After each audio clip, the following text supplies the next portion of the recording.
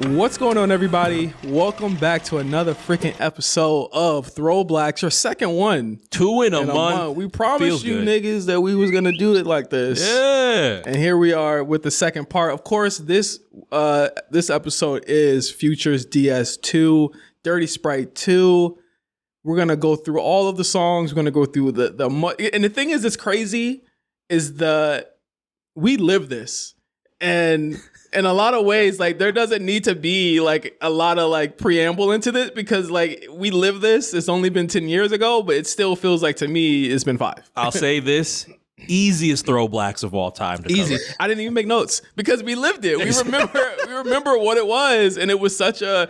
I think with DS2 is such a moment, and of course we had to have a guest on this episode, and it's just somebody that lived it with us. This is somebody that lived it just.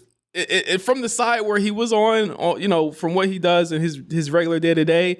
This is one of the biggest things ever, and we all talked about it. It was one of the biggest releases ever. This is the motherfucker that told me who this motherfucker was more than 10 years ago. A+, Arthur Willis was popping. Plus, what's up, y'all? What's going on? Man, it's been 10 already? Yes, this is DS2? It's just, I just gotta bro. slow the fuck down, man. It's just scary. It's just scary. Bro, we're getting old. All right. We're becoming unk. Dog, rapidly, at a rapid rate. It's all happening too fast. I need to slow down. Yeah, it's crazy. And again, this is what? Future's third THROWBLKS in 1 year. Some artists have not even got 2. We have had 3 from Future already. But what does that speak to? It speaks to the fact that I think Future, it's not hard to say that within RNC Radio, our collective, he might be not only our most listened to artist, but he might be our favorite artist just amongst us all. I think, didn't he win our like best artist list like 5-10 years ago? In 2020, ooh, controversial list. Oh, did he win that? I think he might have. Yeah, I think he won our year-end list. Yeah. So like he ends up, you know, being he is to me like my favorite rapper. And I think that's without saying. I mean, I put him above a lot of things, and I think this is the era and this is the period of which, you know, that became true for me. Yeah, he was super dominant throughout this era we're talking about. I mean, there's moments where, you know, before this we thought it was going to happen. Of course, Honest, some other projects around that time. And then remember what was the FBG, the movie? Like, he had certain peaks, but this right here was like career defining run that he was on. Absolutely. And to you know, if you guys, this is interesting for any episode of THROWBLKS that we do, right? So we covered Honest a year ago, last April. It was 10 years of that. Then we covered Monster last October, November. And this is now DS2, which came out 8 months after Monster did. So what you guys can do, this is a trilogy. This is a three-peat in itself. What you guys can do is go back, listen to Honest, listen to Monster from a couple of months ago, literally a couple months ago, and now you can listen to DS2. I think we've done these albums justice. And I think that if you want to get more, I won't say in the weeds, but more context of like what's going on in his career, more of the background, we cover that all in those episodes already. Yeah, isn't it crazy how life changes from October of 2014 until July of 2015 for Future? I mean, earlier than that, way earlier than that. You know what I mean? That too. Like Honest, like, and we mentioned this for Monster. It wasn't not long between the point we said it might be over for him to the point where we're like, hey, he's back. So holy shit, we expected to be this bad. Goddamn. Right. He went from being like bad GOAT to the GOAT in a very short amount of time.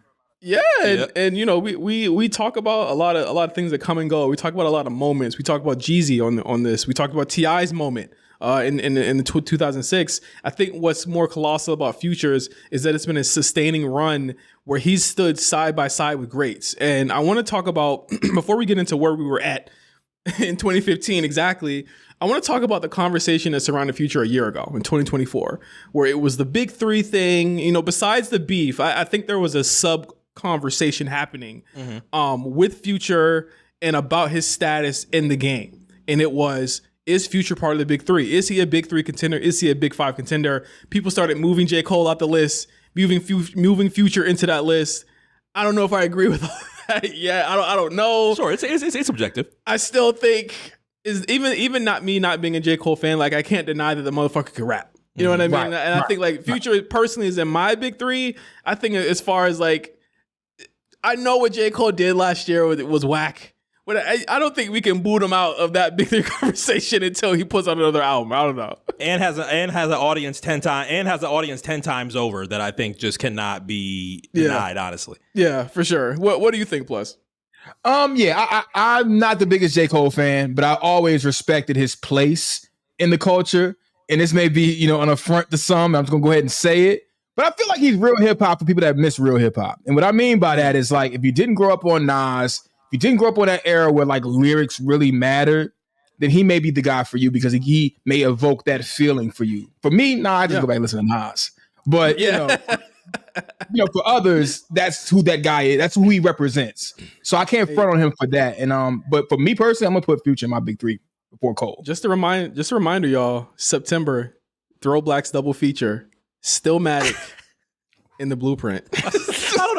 I honestly don't know how the fuck we're gonna do this. Wow, such a pivotal time in my childhood. I don't know how the fuck we're gonna do this. We're just gonna be laughing the entire time. It's our first day album, our first Nas album. Yeah. I don't know how we're gonna do it. Double feature. This we might have to like do like a extended recording where we like come back wearing the same clothes. Yeah, exactly. It's run the same clothes back. Then we get real gritty. Okay, getting real gritty with it, bro. It's gonna be just a reminder. Stillmatic Blueprint. I'm figuring out some things in my head. Just stay tuned. You know what put into perspective of me time wise for this album for DS2's release? I'm thinking like, wow, July 2015. September 2015 comes. We don't even have Slime season yet. Oh yeah, that's October. We don't even have What a Time to Be Alive yet. Nope. Damn, we don't have. That's 2 months later. I think so. I don't even think we have Fetty's. I don't even think we have Fetty's debut yet. No, not at all. We don't have Fetty's debut. He's on the way though. He's out at this point already. But again, we're looking at once again. It was still Future's time, and I think timing is the kind of the key word of this episode. Yeah, it's timing. He struck while the iron was hot. So let's go back a little bit and talk about Monster. Monster, extremely good mixtape, spawned countless hits for him. Mm-hmm. Then he goes into Beast Mode later, earlier 2015. We didn't cover Beast Mode, but whatever. There's a huge pivotal piece between Monster and Beast Mode that we end up having to cover, and that ends up being him going to Europe, doing a show, loses Esco, and we get the start from ground zero aspect of Beast Mode in that cadence. Yeah, he has to restart everything because Esco has the hard drive. When Esco is detained in Dubai, he gets arrested, and pretty much that's the key to 56 Nights. It's all the songs that he created after he lost Esco or Esco got detained, all the way up to the point where he just records over and over and over, countless hours, countless days, countless weeks. What we get in 56 Nights and DS2, and I would say essentially, would anyone agree? The output that we've been getting for the past 10 years is probably comes from a lot of those times. Yeah. He didn't have Esco and he had to start all over again. And any Khaled feature we've heard in the last 10 years is probably from that folder. You know what I'm saying? It has like a big 2015-16 folder of Future music to this day. I think the only time he ran out was what God did. I think that was like the newest Future that he's ever had. Yeah, like it's gotta be depleted by now. Bro, there's no way. The song with SZA, Beautiful, is probably the newest Future verse he's ever had.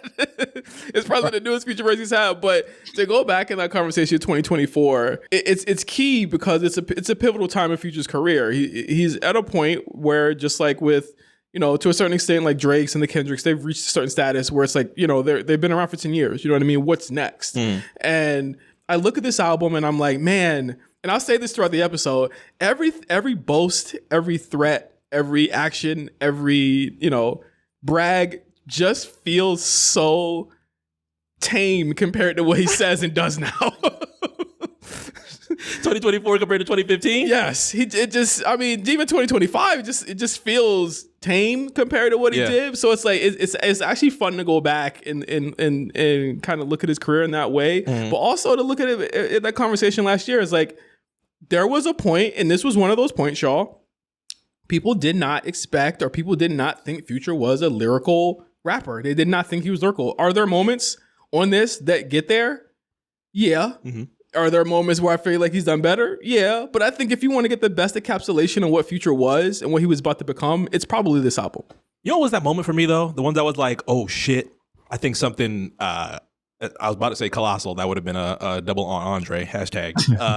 Something that was epic for me. That was kind of the verse on 3500. I think with Travis Scott, who was else on there? 2 Chainz. We don't even have Rodeo yet until like the next 2 months or so. But hearing that verse on 3500, I was like, you sound angry enough that I think this album is about to be something completely crazy. Yeah. And again, there's moments, there's sparks, there's things that happen to a point where I'm just like, hey, maybe we need to like take an album like this and the way that it changed rap. Because I'll say this right here. There was a lot of like the reason I get so upset, and I'm getting on my soapbox here. Sorry. The reason I get so upset about rap today is because think of what we lived through. We got constant shifts in the narrative, in the culture a year from 2013 on. Or I could even go earlier than that, Mark, from 2006. Yeah. Right. Onward, every single year, there's Wayne, there's T.I., then there's Drake, then there's Nicki, then there's Wayne again, then there's Kanye, then there's J. Cole, then there's Kendrick, then there's Rocky, then there's, you know what I'm saying? That we got tonal shifts. A constant cycle. Constantly. Yeah. We haven't had a shift like this. So and think of all the artists I said in that list. Kendrick, Drake, Rocky, Kanye again, Cole, Mac Miller at a certain point, Wiz Khalifa at a certain point. For Future to break through all of that and have a year, 2015 was undoubtedly his year. It was his year, without a doubt. Even with the Drake Meek Mill beef that is burgeoning, it's on the way. Yeah, we're literally in the middle of it right now. It's the week after. Yeah, exactly. Yeah, I think everything that was charged up. Yes. Yeah, because you're right. Because OBO Fest is like the beginning of Charged Up and Back to Back and all that. You're right, of course. Yes. Like think of where we're at in that July. Where because he's still jabbing on What a Time to Be Alive at that point. He's still jabbing. So like think of the shifts that we get within this point for this still to be undoubtedly Future's year. Yeah. Regardless of anything. We had a Kendrick album this year. They came out months before this. Yeah, March. Yeah. Hold on. So I'm gonna soapbox for a second. That would have been a failure if not for, the moment, the song that captured a moment in time. That album would have been all right. Failure. Even that. Well, do you remember when that came out and it dropped out of nowhere, out of the blue? And it remember it was a mistake. They pressed the button on it too early, and it ended up not doing like the best because of that. And I think Timid Butterfly is a great album. I think it's really good. It's a tough album to go back to. I think if you're sitting here telling me, I'm bumping to Pimp a Butterfly tomorrow, I'm like, is everything okay? Is everything okay? Is everything all right? It's a rough album. Seriously. It's a rough album. I would compare that to probably like that's like his like what? I Am? No, that's not his I Am. Or I Am? Or even Street's Disciple, but I would probably give that to Mr. Morale. It's the legacy of the album is going to be tough to get past, but I think again it was a small. I'm not going to say creative misstep. It's a small misstep within the community at the time because people just wanted to party at that point. You know what I mean? People weren't trying to hear that at that point. And Future had taken that conversation because that drops in March. We're still listening to 56 Nights. We're not trying to hear that shit. So we have Future with the hats. Future with the fucking. I mean, don't get us started with the hat. Well, was he wearing the brunch boots too? I feel like niggas added the brunch boots. Was that? I don't think Future was wearing the brunch boots. In addition to that, around the hat and the frosted like blonde tips and shit. That's around. Yeah. That was a look. So again, he's rejigged. You know what I'm saying? Everything that he's done all the way up to this. So again. There's no one that's captured a conversation like this, so why the fuck can't he be in a big three? Why couldn't he be in a big three? He should. This album is where it starts, I think. It's where it starts. I'm not even mentioning the mixtapes, but it's where it starts for him. It's where it starts. Yeah. And I think it's where most people take him, I guess, it's tough to even say it like this, but more serious? Take him seriously, which is difficult because I feel like for those that listen to him religiously in a certain cadence, we've already done that maybe like 4 or 5 years ago. I don't think it would have taken us 4 years. How do you hear Deeper Than the Ocean and decide, I'm not going to take this seriously?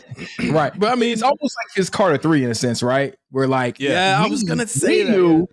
We knew his, his catalog and the potential of him, but it's like, a coming out party of sorts for the masses who find out that this guy's a superstar. I'm glad you brought up that parallel because one of my hottest takes has been Wayne don't need to do a versus, and I know it's versus talk. We back to COVID talk. Wayne don't need to do a versus with like Jay-Z and Drake and all these other people. Yeah. Wayne's closest parallel in my eyes isn't Thug. It's always been Future. The work Easily. ethic, the music, the style, all of that stuff. They're all descendants of really in Wayne's not later career, but his like mid career was always a child of 3000. You know what I mean? And in Future, Dungeon Family, that's what it is. Look at their catalogs. Look at what they've delivered.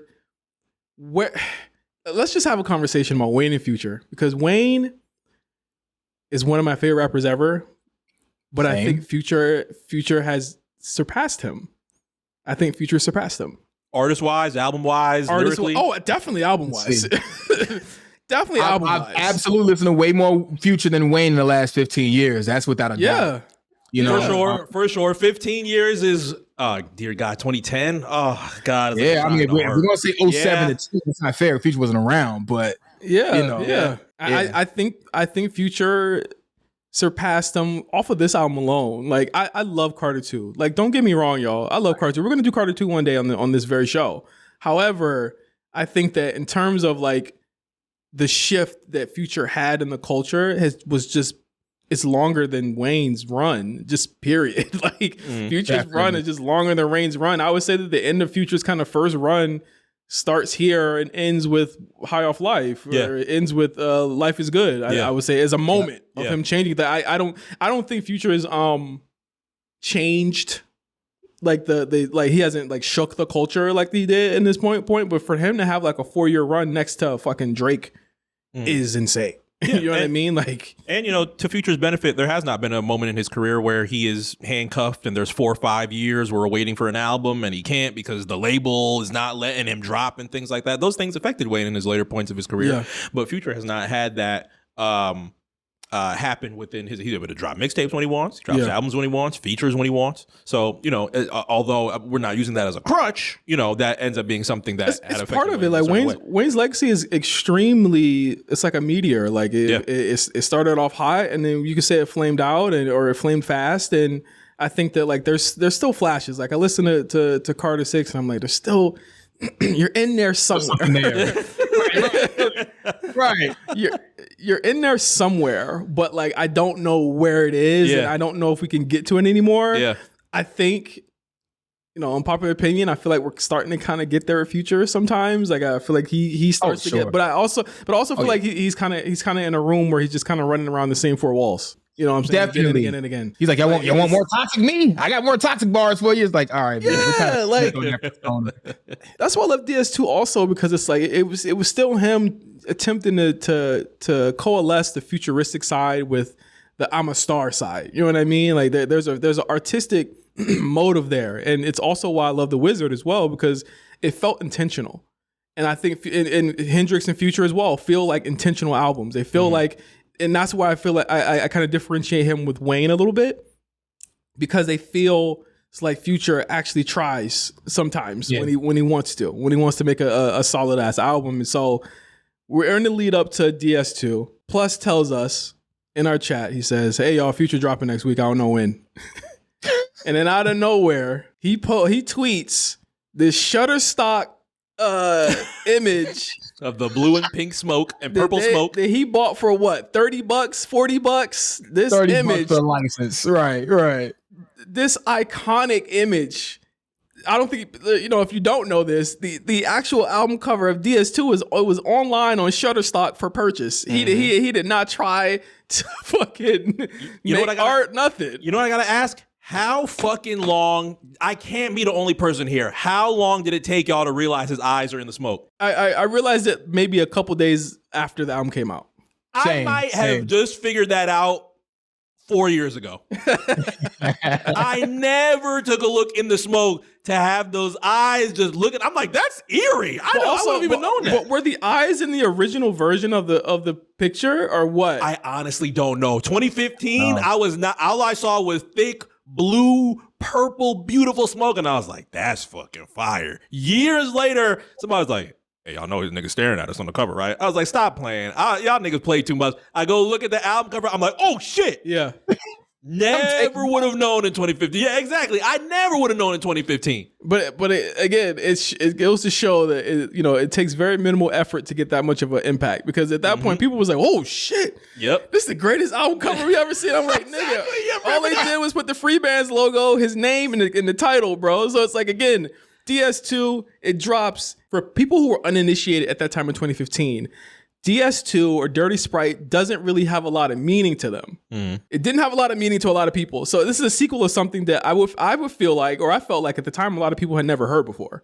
That's true. Yeah, they on the box with like maybe Streets Calling, maybe Astronaut Status, and probably the debut Pluto is where they maybe got on for sure.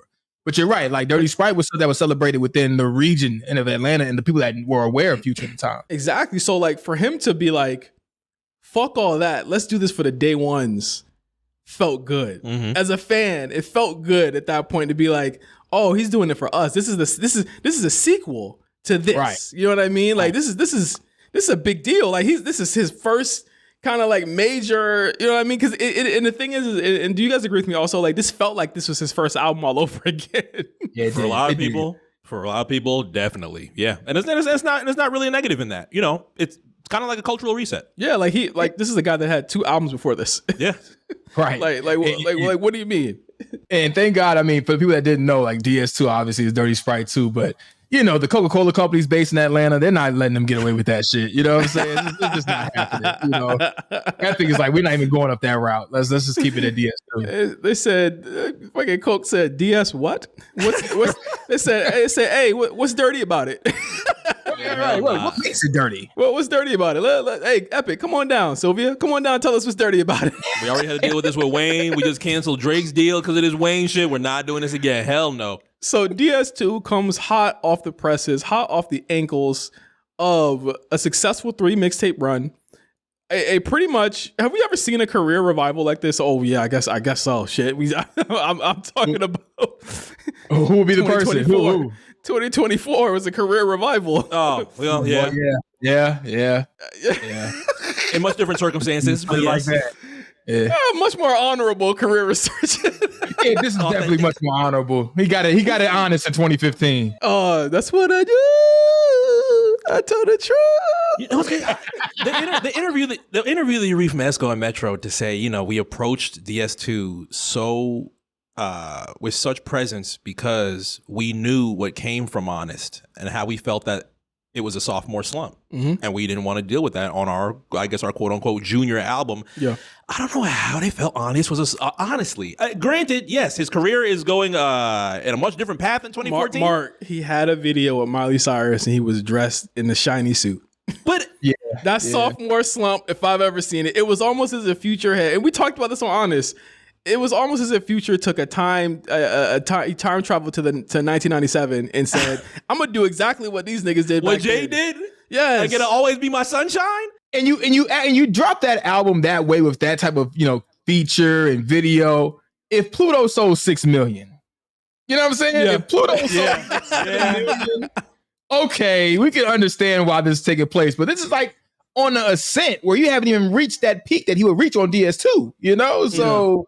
Yeah, you don't drop an album like that just a second. Is that huge arrogance? Pluto probably sold by 2014, what? Maybe 300,000, maybe more? Was it gold in a year? I don't think so. You think around gold around that time? Imagine that 1 year and you're like, all right, pop star time.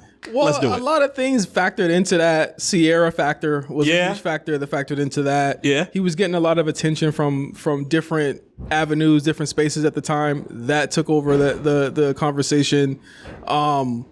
As the garbage man comes around, I don't know if people will be able to hear that, but on the Honest segment, that's wild work. Hey, there you go. You set that up? Pick it up. That's wild Pick it work. Up, throw it away. Wow. Pick it up, throw it away. That's garbage crazy. man here. Garbage man coming, nigga.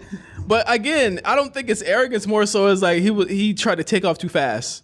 There was still semblances of who he was on Honest, but like it was very much not what people expected or wanted to hear at that time. I think people were a lot more receptive of what he did on Hendrix, and like Hendrix was able to fly, because DS2 walked, essentially. You know what I mean? That was the reason why I was able to do that, and people received Hendrix a lot better. So We reach in to DS2. This was a major moment for me. My first year in California. Future Mania was here. And I was like, hell yeah. I was at the observatory in Orange County every single week, seeing Thug. I was one of the few times I was able to see Future was at the observatory. It was a fucking zoo. It was the hottest shit I've ever seen. Was that rodeo tour that summer? For Thug, yes. Future did his own kind of mini, like really intimate DS2 tour. I think plus you saw one of his shows on that run. In St. Louis, he did like a club show that was like a one-off, but there was like some things where he hadn't been to the market, or some reasons I should say, why he hadn't been to St. Louis in quite some time. And for that to happen, and of course get back cool with the people that really helped, his career launch from St. Louis back in the day, that was a good moment. It was a moment in time. It's a show that people still talk about to this day. And the cap on that place may have been like 800. So it really was a if you know type of concert for sure. Yeah, for sure. Like it was a huge kind of intimate tour he went on with the hat, with everything. And again, it was kind of like a victory lap of the album. So like as we break into this album, it's highly anticipated. Niggas had a week notice to get ready for this, by the way. And between that week, he had dropped a Blow a Bag video. And one thing that was interesting about his videos at this time, all of his videos were being sponsored by brands, which I thought was interesting. This happens very often now, but a lot of his videos were all being sponsored by brands. I think one of them was like a clothing company, one of them was like an alcohol company or something like that. Like they were all being paid for by brands. I was like, wow, that's actually an interesting way to roll out your videos. Mm-hmm. But let's get into the album. It's a very lengthy album. We got a lot to talk about here. Thought It Was a Drought is the first song. Where were you when those first Nightmare on Elm Street, Friday the 13th synths popped off on Thought It Was a Drought? Plus, where were you when you heard this shit? I probably was in St. Louis, like, just press and play on it. And I'm just sitting back, like, and it just sounds like something great's about to happen. You said it just fades in slowly. Mm-hmm. It almost sounds like you're hearing them walk into the booth or something. Like you're hearing this other, other noises in the background. And of course he starts, with the early so like, oh my God. Yeah. I think even before that, just the opening of the seal. That shit, that was green as fuck. The opening of the seal, hearing it pour up. There's a lot of glorification of this on this album, especially in light of the major passing away of somebody important in the scene literally months before this, and we'll get to that later. But the breaking of the seal and the pouring was to this day is green. And just the amazing crisp taste that came from that sip. And just Dirty Soda Spike Lee.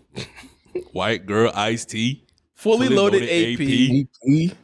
Damn. I just fucked your bitch in some Gucci flip-flops.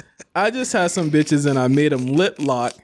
I just took a piss and I seen coding coming out. Scary. We got purple activists. This nigga was What a sale, though. What a sale for Gucci. This nigga was a drug addict at this point. I think that's one thing we got to talk about through this.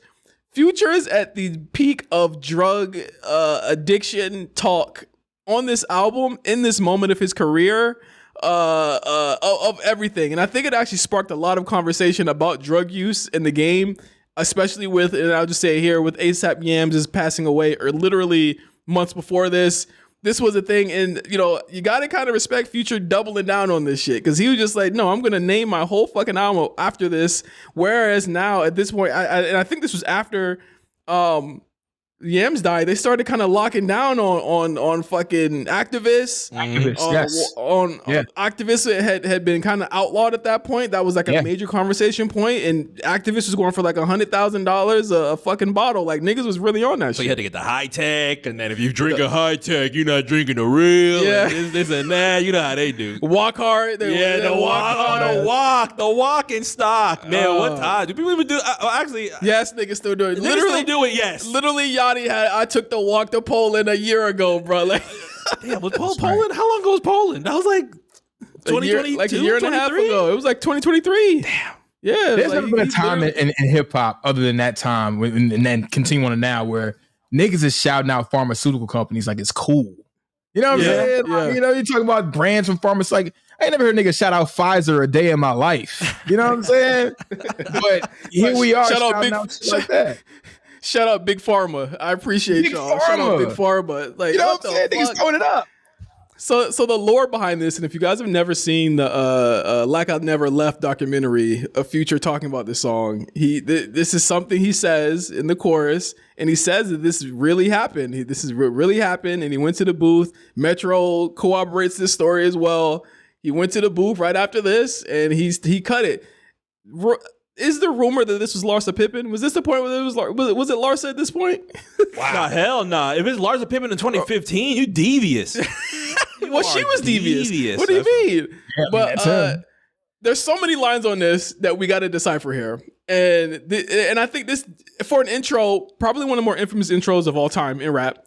Probably some of the most infamous lines of this whole thing. One of the more important verses on the whole entire album. Absolutely, because again, I put this on repeat after I heard this for the first time. I was like, this can't be real. This thing is insane. All right, like this is one of the greatest songs I've ever heard in my life. Bitch, I'ma choose the dirty over you. You know I ain't scared to lose you. Hello? First two lines. That was a mission statement. That was a mission statement for a lot of niggas after that. Yeah. And I was like, that's a dangerous life to live. But hey. Literally, okay.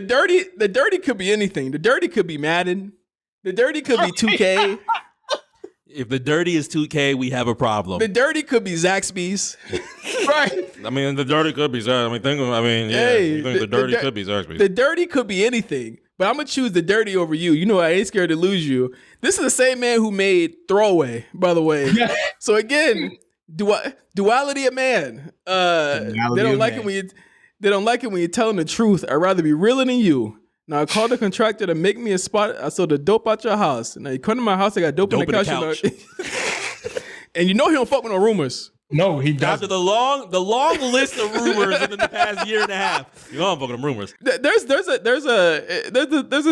elephant in the room, the Sierra elephant in the room. Yeah, that he's looking at every time he's recording. Every time he's recording on the booth, he's looking at Sierra like, you did this to me, bitch. Got a lot of mileage out that heartbreak.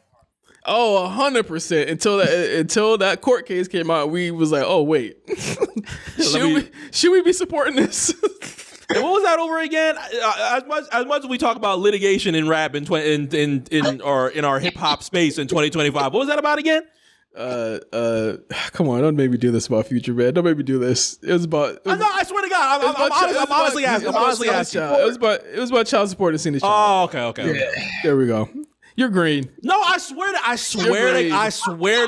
was just like, I did not know if it was lyrics. I did not know if it was anything like that. The lyrics came up. Yeah. Because he was openly dissing her. Like he was openly dissing her on the song. Because I'm looking at it from a perspective of, man, how old? So their son, I think right now is like 13 years old, maybe 12. Yeah, maybe 12 years old or so, around that.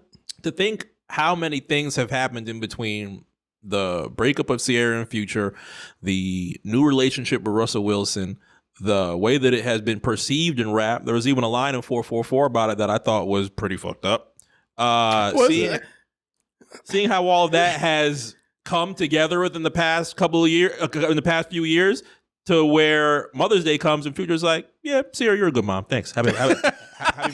I'm like, that's really honorable. We don't got no choice. Right. I mean, you don't got no choice. There's a way you could do it, but I think as of now, looking at it in a lens 10 years later, I think things have kind of surfaced. We don't know that. Now. We don't know that.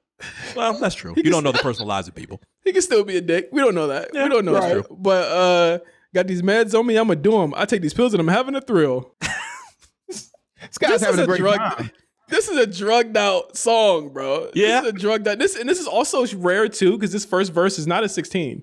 It's like a 24-30, I think. Mm-hmm. It's a very long first verse, and I think it's because he puts the pre-chorus or the post-chorus on there. But it's a long verse, so there's a lot going on here. But again, the subject matter might not be for you. And I say this to anyone that says people in the South can't rap. The subject matter might not be for you. Yeah.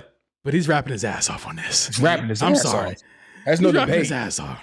There's no debate. And those region racists, I feel like he got them all by track 2. He's all in by track 2. Absolutely. So again, this first song, shouts out to Metro, 808, Southside, all of them. This is some of the greatest production, one of the South's greatest, because again, what you get from this album is a sound that kind of goes with Future and it follows him to this day. Really, that dark, brooding, again, Metro's kind of conformed his production style to more of a Memphis style. You see that a lot on their last project on We Don't Trust You. He's condensed it down to a Memphis regional sound. Here, you kind of see that influence as well. I believe Memphis, 3 6 Mafia, all of that, very popular in St. Louis. Correct me if I'm wrong, Plus. By far, Rap the Road, So again, all of that really kind of coalesces into the sound that you hear here. It's very dark. I always tell people, like, literally, if you ever imagine what Friday the 13th or Nightmare on Elm Street sounds like on terms of like a song, it's this. You know what I'm saying? It's this song, it's this beat, it's this moment, it's this everything. I love the production of this album, and this is what it is. And at the end of this record, we get a brand new tag for Metro Boomin. Oh yeah, your Metro. Yep. We had the Young Thug tag for at least 2 years or so. The Some More tag. Yeah. Metro Boomin wants some more. They had fallen out at this point. Between Thug and Met. They had fallen out at this point. Yeah, because now Slime Season is going to be completely with London. With London, yeah. I think they had fallen out a little bit at this point. And we were waiting for, at least I was so ready for Metro Thuggin'. Damn, Metro Thuggin' is stuff for lore. Yeah. Metro Thuggin' was going to be insane, but then Slime Season's coming out in a couple months and it's going to be completely with London. Now London's career blows up. Yeah, London's career blows up, but this is where giving and Metro's the executive producer on this as well. Giving that to Metro is a huge moment, but it's like, again, the Young Metro tag, all of that stuff. Fantastic intro. Let's get to the next song. The next song, I Serve the Bass. When that first sound hits your ear, you're just like, what? I served the bass. I served. And some New York was like, man, I could hear Chuck D rapping over this in 2015. But that's the thing, is that like Future's a student of the game. So for him to even be saying I serve the bass, come on, this is old school KRS, this is old school Public Enemy. That's what it is. This is how Rakim and them used to refer to what they was doing. Also, Future's old, but like this is how they used to like do this shit. You know what I'm saying? I serve the bass. I serve the bass. First verse already. You a fucking rich nigga for the fame, wouldn't you? You would give that pussy up to a lame, won't you? Like an old school, I redid the frame on you. No idea what the frame was. I got shooters with me in the land on you. Word to them niggas out the six. A whole lot of lean in my nutrition.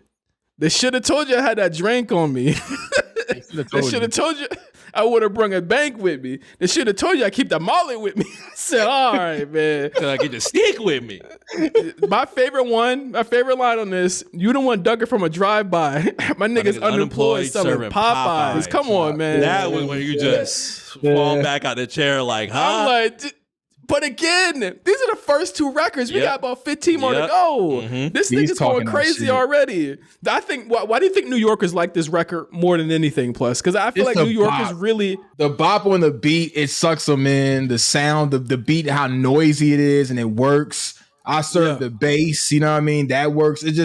It is like a call. It's like a call out to the tri-state rap fan. That record, absolutely. If you won't fucking with him, you'll be fucking with him after this. And again, it's also him like hand waving away people that thought he was getting too pop. That's what was happening before Monster. It was like it was his mission to be anti-pop at this point. Because when you listen to this record, the hits on here are not pop rhythmic, radio records, but they still work. They still hit because they were just good fucking records, just in general. So like this, you're not getting the Maybach, you're not getting them Bugatti, you're not getting any of those Khaled records on this shit. You're getting like real hard records on this. So it's like, again, it's Future in a whole new level and a whole new kind of like way where it's like, yo, I don't give a fuck what people think. I'm gonna make the music that makes me happy.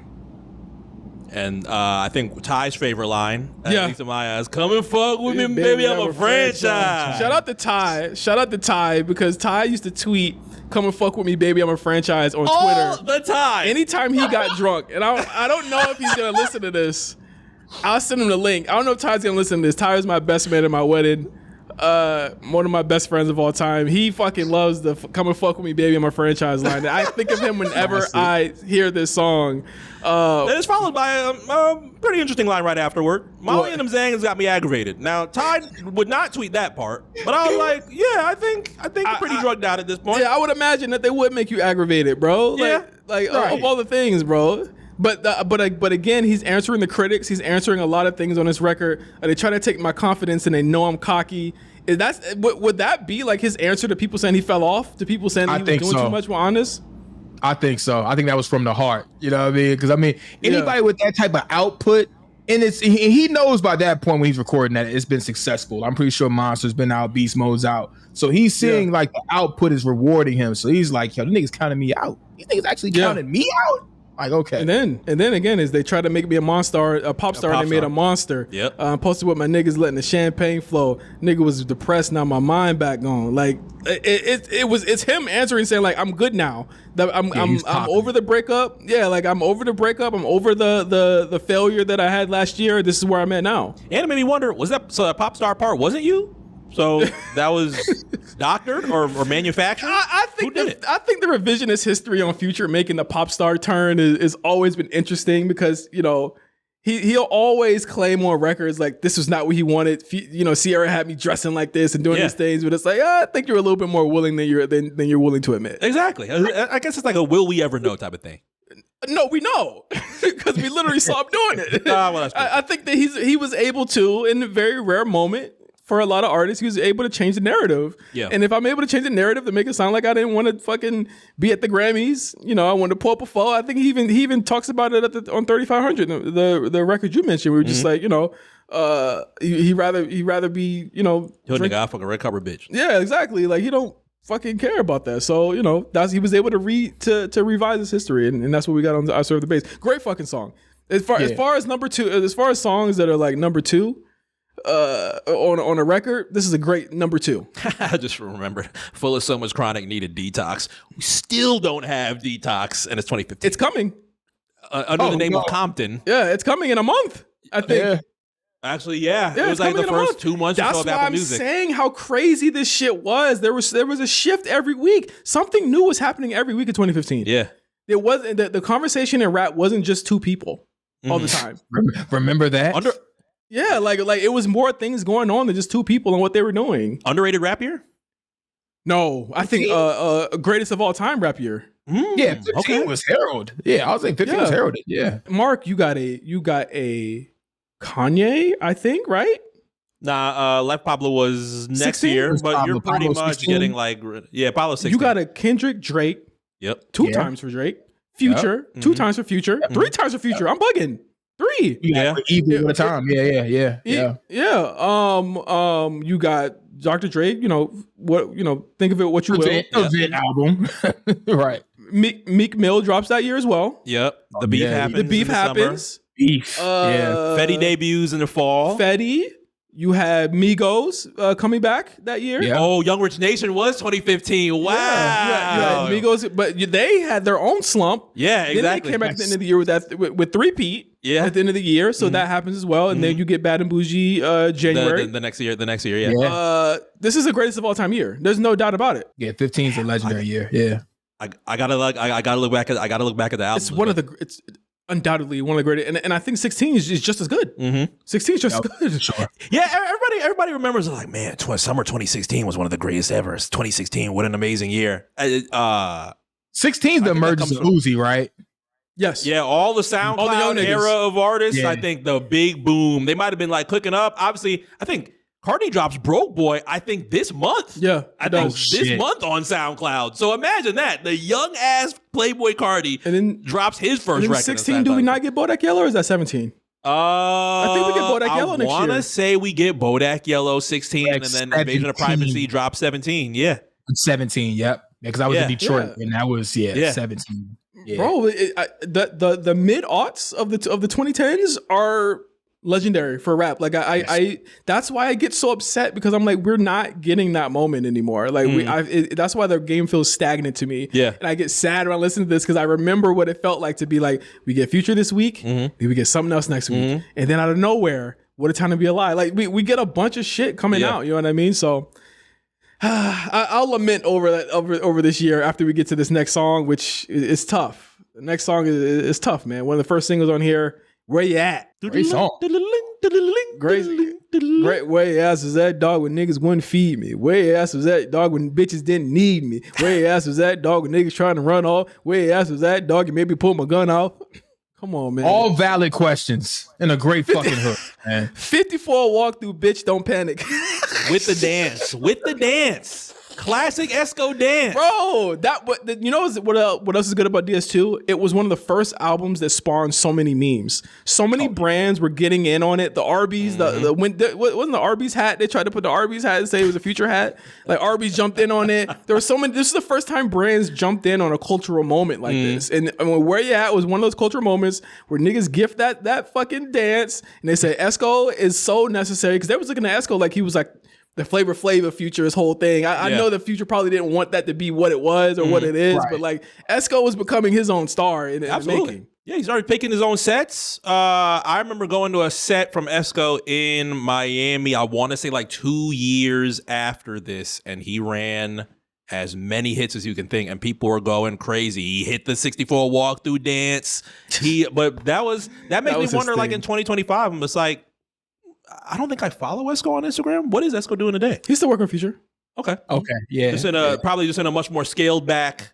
Yeah, I think in a producer role, like an executive producer. He's still working on Future. Okay. I think he might have had did he have a credit on mixtape Pluto?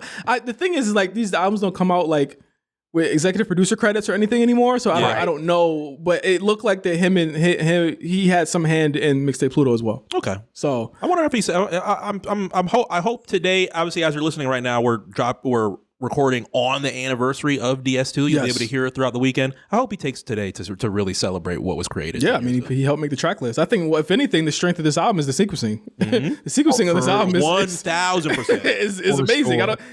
I don't think Future has had sequencing this good since maybe last year was probably the first time he had sequencing this good with We Don't Trust You. Like it was on point. But Drake and Future, I mean, one of the best duos that we've ever seen in rap. Got a little scary around the Tony Montana time. Obviously, the tour controversy that happened with that. But now they come back. Now they have a new single that's out here. We're gonna get a new album from them, a joint album from them on Apple Music exclusive. Within months, this album doesn't even breathe, y'all. I want y'all to realize this. Yeah. This album does not breathe. Yeah, because What a Time to Be Alive comes out and smashes the first week of this fucking album, literally within weeks. Like that's like 357K. First week, and this did like 120 something. I'm like, bro, like Future's out of here. Like, you know what I mean? Like, it's a wrap. But I love Future's. What would you say? Plus, that this is kind of like a New Orleans kind of throwback of like what just kind of harping on one buzz phrase and doing it over and over again.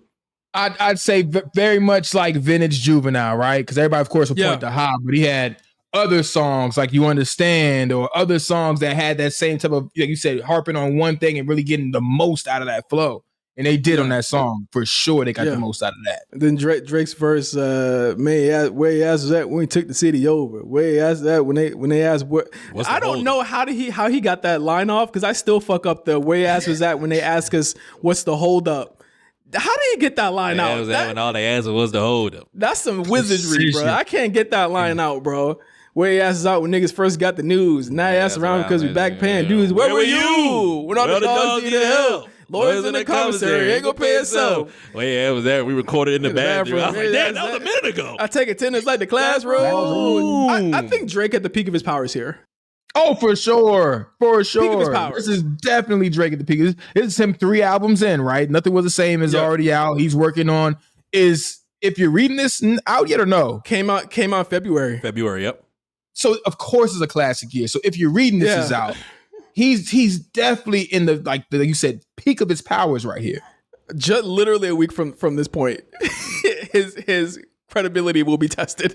Yeah, literally a week from this point, his credibility will be tested. But again, he's on best rapper status at this point of this year.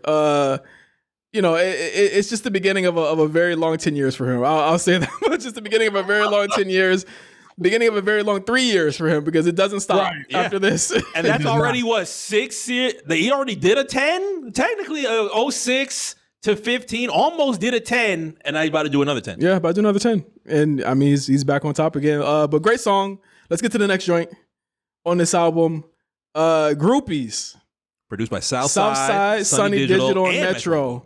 I love the connection of 808. I hope in many people's producer of all time lists. Usually people don't do groups. Yeah. But I hope 808 Mafia gets the respect that they should. They're also splintered off, and I think that what makes it like tricky is that they always shared their production credits with everybody. Yeah. So I wonder even how that even works anymore. Like, it's Metro and Southside and 808. I'm just like, and Sunny Digital. So who did what? Like, yeah, exactly. Exactly. Somebody brought the somebody brought the loop. Somebody brought the drums. Somebody added some tinkering a little bit. Somebody added the bass. Like how does that work? I wonder. But they're like a band on this album. Yeah. I think they're like they're the drums, the guitar, all of that stuff. They're the band. And Future's the front man, and that's how I think of it on DS2. They're the backdrop for this. It's like, now I'm back fucking my groupies was, if you were a fuckboy back at this moment, this was your one.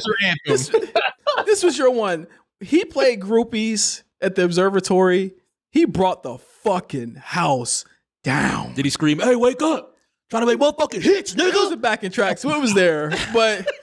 When that shit went off, niggas was moshing, bro. Groupies is like that fucking sure see that. That is that rock star song, bro. Now I'm back fucking my groupies is insane. And again, Metro, the dark fucking horror movie ass beat here. I'm just like siren going off in the first verse. I'm like, nigga, what the fuck is going on? Green ass first verse. Let's get to it. Green ass first verse. Let's get to it, bro. I'm back gripping that news. No, I fuck the bitch because she bougie. Not even there, bro. Not even there. I dug all in that pussy. Once I poured out Molly, I got her. Got a nick in the. Got my neck in the wrist on the Phantom. We don't take them on dates. We just fuck them. Come on, man. I appreciate the way you fuck me. We can never tell the fucking public. Pussy good enough to make me love you. Pussy good enough to make me love you. Says it twice. God. On God. Hey, man. You never had those moments? Nah, well. Think about it. I am married. Hall of Fame gaslighting. Hall of Fame gaslighting on this joint. Insane. Told her she deserves rollies, APs, all of it. All of it. Just for fucking. How crazy is that? Who be lying? Who but him? Who but him? I'm not gonna lie. Until maybe like 2 years ago or so, groupies used to be my skip. He was a skipper? Groupies used to be my skip. My nigga. Yeah. Groupies used to be my skip. I'm glad you said that. I'm not gonna lie. I'm glad you said that. I appreciate the toxicity. I'm glad you said that. A little bit. Because this is gonna be my unpopular opinion. I skip this every time. Yeah, it's not a bad record, but it's just like I don't have to hear it. Yeah, it's one note. There's so much that comes after this. Everything that comes after this is so crazy. It's classic after classic after classic. It's literally like I think literally the rest of the album after this is just classic after classic. I got another skipper. I'm not gonna lie to y'all. Oh, you got another skipper? Okay, let's hold on. Okay, so groupies.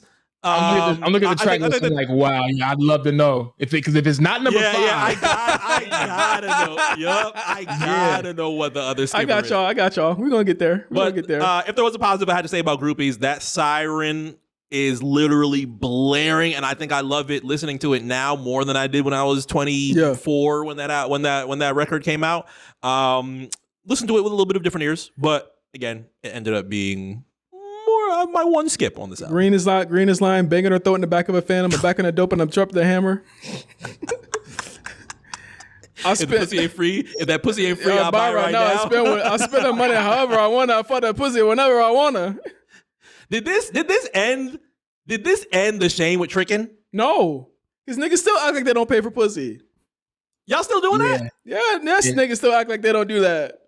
It wasn't until Lil Key rest his soul. Oh, rest in peace. I'll pay for the pussy, okay. I'll pay for the pussy, okay. Key made it more acceptable. I'll take that. Hey, listen, I'm not king shaming, nor am I purchase shaming. Do what you got to do, bro. Exactly. Let's get to the next song here. You know what's actually? Yeah, I thought about that. Doesn't what record did Future say these niggas ain't used to pimping? They gonna pay for pussy? Didn't he say that on Monster? Yeah. And now I guess duality, man. Duality, man. When he really needs it, Yeah. real sad, but he's not gonna release like the Epstein files, bro. He's not gonna talk about it. He's not gonna release that. You know what, bro? Let's get up to Lil One, produced by Southside Metro, and I believe 808.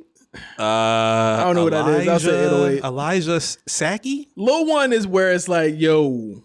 And Lil One is where I started noticing, and I don't know if you noticed this either, plus, I bought DS2 on CD, and I bought it on iTunes. Did you ever notice that the songs on this album are extremely different on streaming, and they have been different for the last 8 or 9 years now? No, I haven't noticed. No, there was a patch to this album on streaming that all of these songs are changed, and I don't know if you notice this now. The producer tags have actually been taken off of all the songs. That was something I didn't notice until I actually like locked in. I noticed it because I don't like the changed version of Slave Master because it takes out all of the producer drops. They're gone. Yep. Should we say what the first four patches have been for the first four records? Here are the changes of the songs. So I thought it was a drought. There's less autotune. You probably won't notice it. I did not notice that on the. You probably won't notice it. I don't notice it either. I Serve the Bass, they mix it better. I noticed the mixing on I Serve the Bass is better because the siren, was that more ignorant back in 2015? It's harsh on the CD version. It's a lot less harsh now. Okay. Where you at? The ad libs are higher on where you at, because in the back he's like, yeah, whoa, whoa, like he's doing that throughout the whole song. You don't hear that in the original version. You would have noticed that in 2015. Groupies, the 808s are louder. Okay. They also removed the producer tags. So in the siren that Mark is talking about is subtle. It's not as loud as it used to be, and that's probably why he did. Maybe that's why I liked it, but maybe that's why I liked it better now. Yes, because that's probably why you skipped it because it's harsher in your ears. Lil One, they removed the Young Metro tag. It's louder, and they added a pause. There's a pause where it's like there's a pause during a chorus on the 2-minute mark. Yeah, because they took out they added more kind of flair to the beat. I actually don't like this version of Lil One either because the actual the beat breakdown and the pause, I hate it. I wish the beat would just play through, but I still love the song. I would always be thirsty to get to number 6. So I like Lil One, but I would always be thirsty. Skip it. You skip Lil One? Wow. I'm not saying it's an automatic skip like we said Groupies was, but okay. And a lot of times, especially in the original run of the album, I was thirsty to get to number 6, especially if I was in the car. Because there's so many. For one, the album's long, so like I don't feel bad saying this is still a classic, even if it has skips, because it's so fucking long. But also, It's like you on any good day, you might go back to Lil One. You know what I'm saying? I just loved having the verse be like solitaire on me, no cards. Malou. Niggas gonna pull up a spraying broad. Malou. Got a yapper on her right. My favorite part. Got a yapper on her right now. Malou. And he ready to pull her right now. Chopper hit a nigga with the scope. Destroying my car windows to this right now. Fuck this pussy shit. We selling dope. right before he says that right before he says turn the hood into Iraq. I said, all right, man. You are glorifying some wild shit right now. On the corner flipping that pack. Wild shit. AK-47s and lower tabs. What I got to do with anything? Drawed up on the fucking Percocets. Fell asleep? With that yapper. Woke up. Imagine fell asleep waking up. Oh, shit. I got the yapper still on me. And he playing with it right now. Oh, I love this song. But yes, I'm not mad at anyone who skips this. I'm not mad at anybody who skips it. But again, it's more lines from this. I think this is probably one of the most quotable Future albums of all time. Oh, easily. Without a doubt. And probably easy, the most memorable at least. But on my re-listen, I probably remembered like at least 90% of this entire album from front to back. This is the hour's worth of a listen. Yes, and I remember damn near all of it. I'm not going to knock anybody or say that it's bad that people probably don't remember every verse to fucking Hendrix or every verse to Future. We're super fans. Of course we know that. Yeah, of course I know the whole Wizard front to back. You know what I mean? But I don't knock anyone for saying that this is probably his most memorable album because like the way that these bars were constructed, he knew it was very intentional. He was like, this gotta be my breakout album. It's now or never. And the album feels like that. It's like, it's now or never. I gotta strike while the iron's hot. So next song, Stick Talk. Come on, man. Took a shot at Henny. Y'all been going crazy. They say my whole hood got another investigation. Stick Talk. You know they talk that Stick Talk, one of my favorite things was for real. there's a Mary J. Blige dance. And I love putting that to Stick Talk where she's dancing because that's the Stick Talk dance. It's Mary J. Blige doing the yes. In the how about the cats up on a yeah. How about to put the cats up on a very nice. It's a very 90s cadence though. Yeah. Imagine that under some pardon me, I don't have a better comparison under a Puff Daddy beat. You know what I'm saying?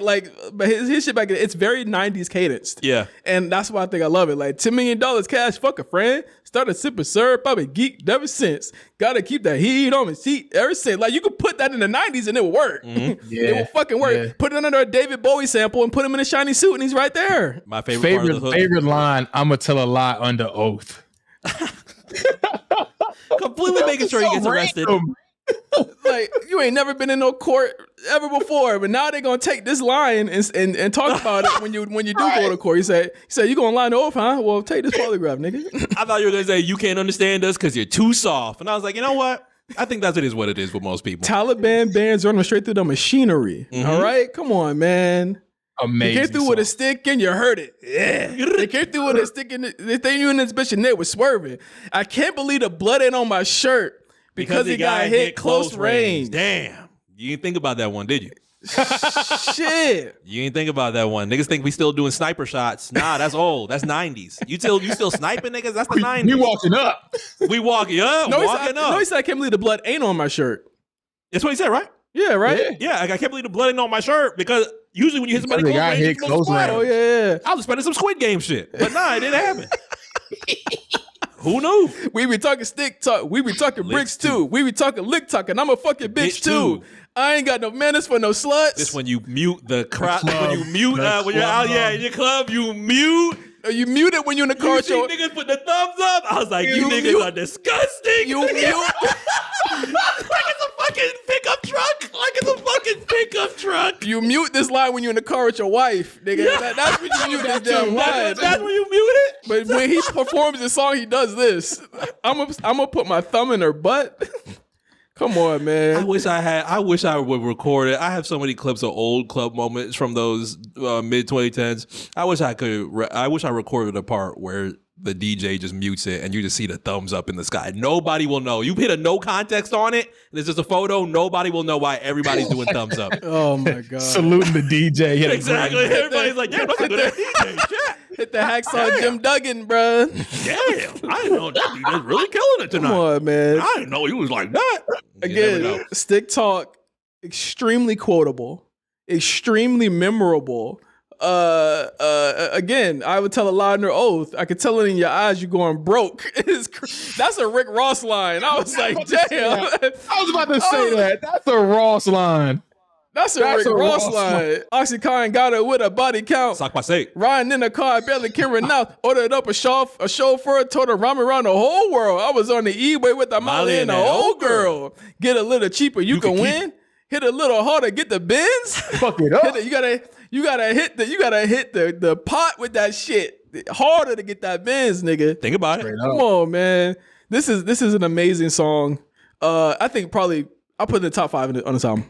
Yeah, probably in his discography. Probably in his discography. Like 100%. Like this could have fit on Dirty Sprite 1 and nobody would have batted an eye. Stiff. For sure. DS1, nigga, this shit would. He would have been a star earlier. Pluto would have been nuts. Oh my God. Right. Next song on this, one of my favorite songs personally on this album, Freak Hoes. But this is a Master P and TRU Soldiers song. He's again, Future loves NOLA. He loves New Orleans. The amount of callbacks that he does, bro. Again, loves Juvenile. Juvenile was also on Beast Mode. And again, he pays a lot of homage to Freak Hoes here. Freak Hoes.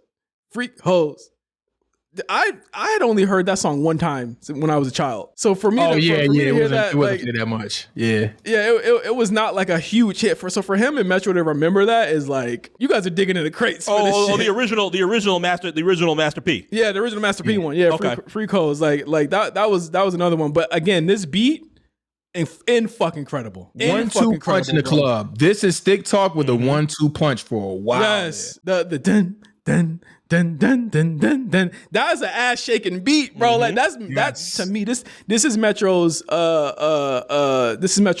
Shake It Fast. This is Metro's fucking Back That Ass Up. This is Metro's club banger here. Like I still say like, well, he's making some music like that now, but this is where I'm like, I want him to be back on that. Like this is the shit.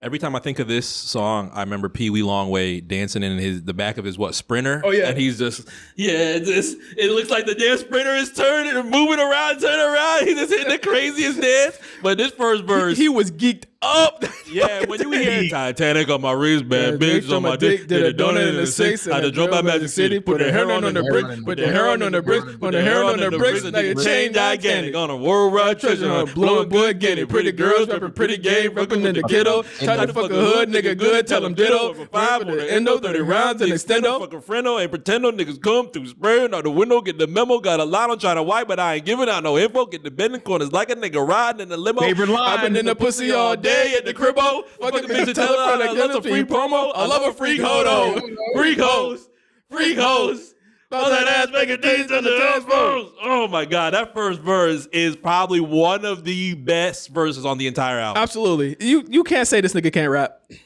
I won't allow it.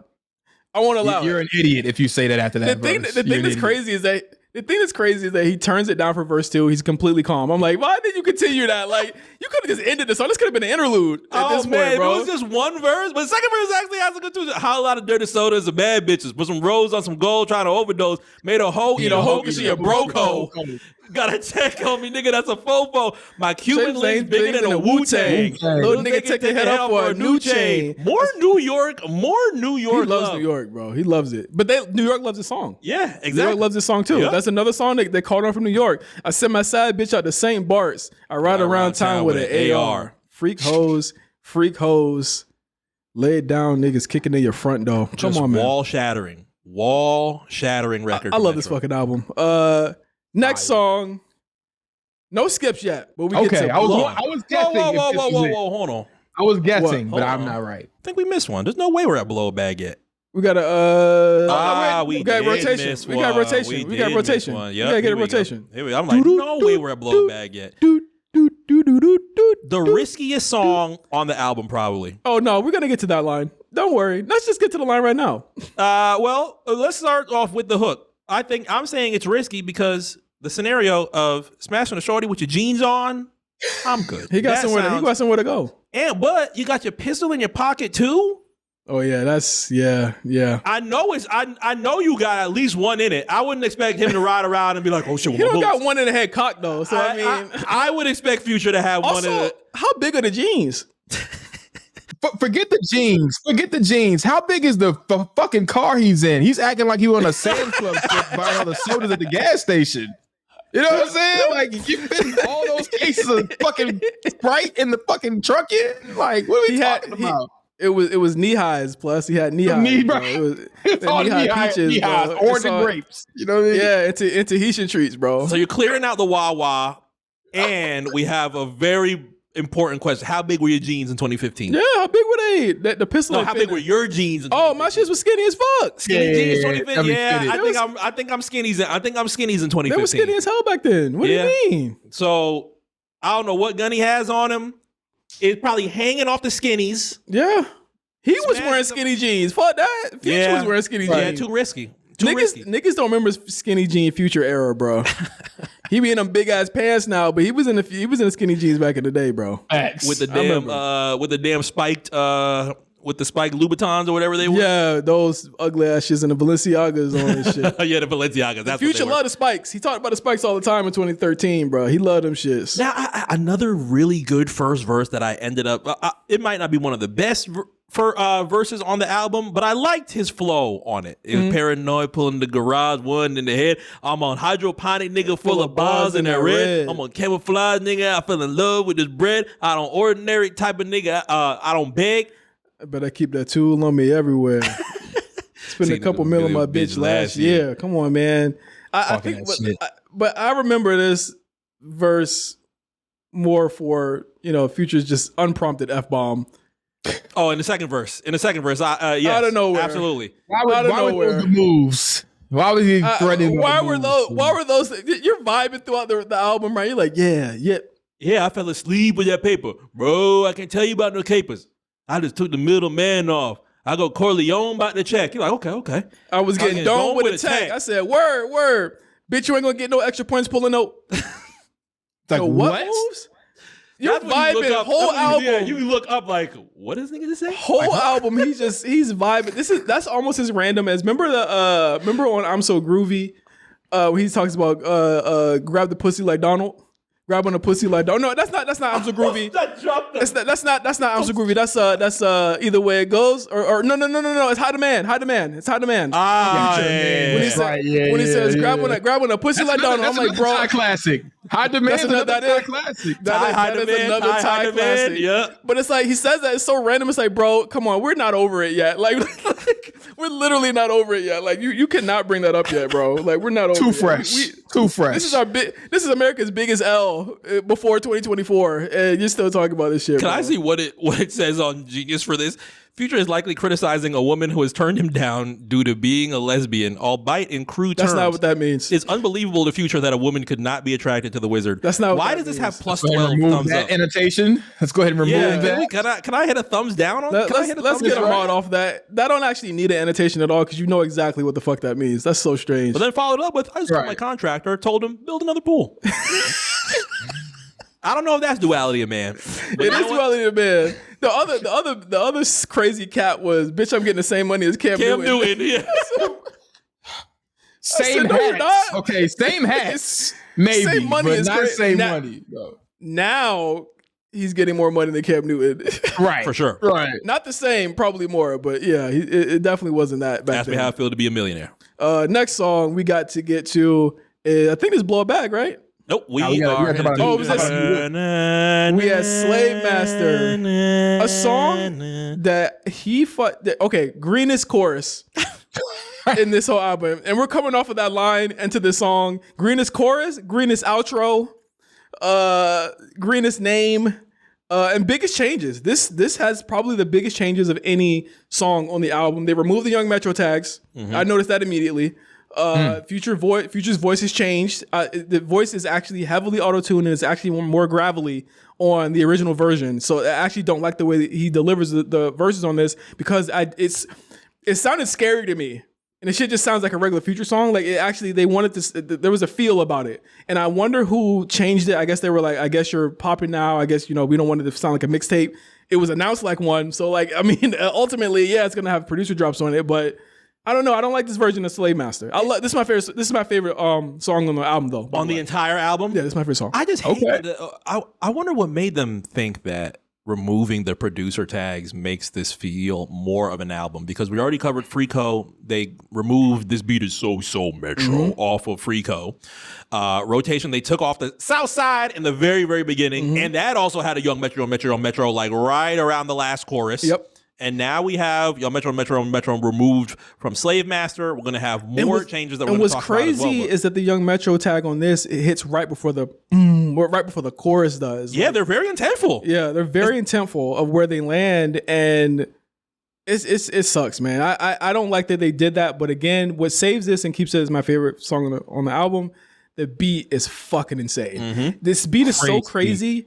He takes this beat and they go back to it. They revisit this beat, this first area for Baptize on the Wizard, where I love the Wizard. And this is my soapbox on the Wizard. The Wizard to me was Future essentially saying goodbye to this era of his music. This is essentially him stripping it back and saying, all right, y'all remember this shit? I'm wiping the slate clean of this shit. Like this is, look at what I've given you. Look at everything I've given you. Yeah. Very intentional album in that sense, especially if you listen to his interview on Apple Music or radio at the time of where he was at his career. He was trying to do something different. And him bringing back Slave Master was crazy, not only because it's a deep cut, but you could tell he really liked the song because he invokes it again. 5 years later on the Wizard. So I love the song. I love the song a lot. Esco talked about how important it was to kick off this song with, again, more New York love. Brooklyn riding with us, got my jeweler riding with me. All these parts being like so intentful with Esco and Metro. I was just like, man. Once again, it's one of them beats you could just tell New Yorkers loved. You know what I mean? Yep. You could absolutely. He mentions Dipset a lot. The Free Band's Eagle is just the Dipset Eagle. I think people need to realize like Dipset Have we done Dipset? Yeah, we did DI1. Oh my God. Yeah, we did do DI1. You want to do DI2? Look at no, I don't. You don't want to do Santana? Absolutely not. I think we should do Purple Haze this Christmas though. But that'd be good. You know, just cause. But again, he loves that. He loves Dipset. He loves New York. But again, this chorus is insane. All right. Can we talk about the chorus for a second? Just brought a bread, nigga. I'm a slave, like I'm a slave master. I pull up two zips, nigga. I'm feeling way better. I'm feeling way better. I'm feeling way better. Okay, green, but amazing chorus. Mm-hmm. Oh yeah, one of the best slave punchlines of all time. All right, it worked.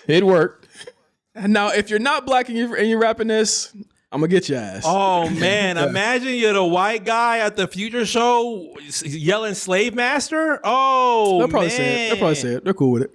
They're cool with it now. I think that this song being in some ways a tribute to A$AP Yams, I've always been kind of conflicted about that. Yeah. Long live A$AP Yams. I'm on that codeine right now. Kind of crazy. What'd you feel about it, Plus?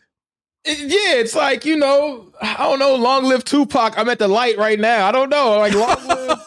You know what I'm saying? Like, how does that work? How does that work? If somebody was talking about I'm in Vegas at the light right now, we are too green on Tupac on this channel alone, bro. We haven't even had a moment yet. Remember the episode of Black Print when we were talking about VR and we was like, what if they had the VR Tupac reenaction? I'm not laughing. I'm just saying, we green on Tupac on this channel, bro. I'm not. We're gonna get checked. Let's make it equal. We got to do some big lines next time. We could do a lot of that. She gave me face off a pill. She gave me face off a pill. I'm for real. Do it for niggas who here. Do it for niggas who gone. Do it for double he gone. That's the saddest part. Do it for double. Yeah, because Double D's passing. Double D was so instrumental for Future. He had Double D in the Harley video. The clip of him on the Harley video. That Harley was a song for Double D. Yep. Still bringing that up at that point. So letting his name live on is, and I expect that in his new project, Young Scooter will get the same reverence, if not more. Definitely.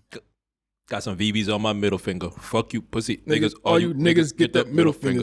I'm just kicking trilogy. I don't think does he say trilogy? Or does he say Trilla? I think he says Trilla. Oh, he says I'm just kicking Trilla because it rhymes with finger. Well, maybe they probably thought they were trilogy because of the mixtapes. They're idiots. Somebody idiots here. did it incorrectly. Genius. But again, no skip since what? Since groupies? Or Lil One. Or Lil One. Depends. If you're plus, it's Lil One. If it's us, it's groupies. Yeah, that's true. Got a bell on you, try to smoke one. Got a clean wash with no diamonds in it. Got a fit spot without Molly in it. Got a two-door coupe full of choppers in it. With a pound of Mary, I'm busy. Drinking codeine, I'm drinking codeine like I feel it. Rolling a dope when I feel it. Fucking hoes, you can get it. Tickets and get it. Can sell the bill in the trap. We gonna put your hood on the map.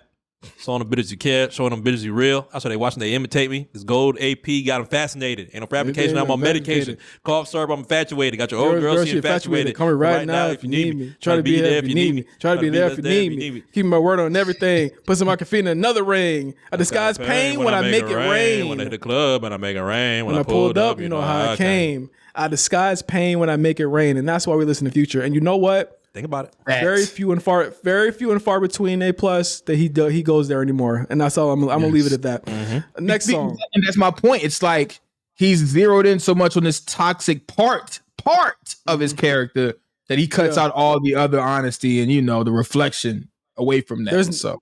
There's no vulnerability there anymore. I think. Exactly. I think that there was I think We Don't Trust You has literally zero vulnerability. I think that's why I go to that album very little. Outside of Thug being arrested. Yeah, outside of Where My Twin At. There's literally no retrospective. There's no introspection there at all.